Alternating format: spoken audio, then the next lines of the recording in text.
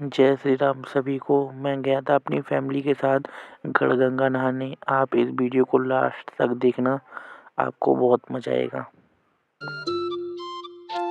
हमारी बस बुक थी, हम आ जाते हैं अपनी बस में, बैठ के निकलते हैं फिर यहाँ से।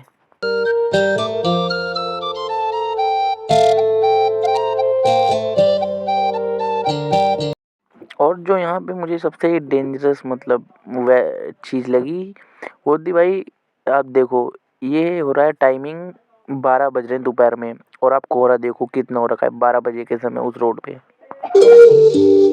फिर फाइनली हम 1-1:30 बजे तक गढ़गंगा पहुँच गए, और मुझे गंगा जी में डुबकी लगाने की बहुत जल्दी हो रही थी।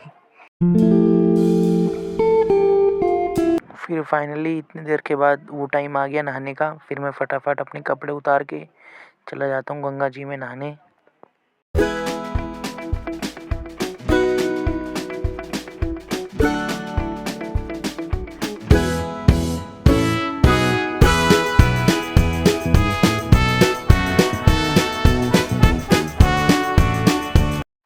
और ये है गंगा जी का शानदार नज़ारा।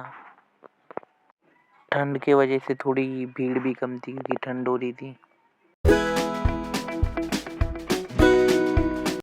फिर सबका मन था नाव में घूमने का, हम आ गए फिर नाव में घूमने। हमने सोचा थोड़ा नाव में ही घूम लेते हैं।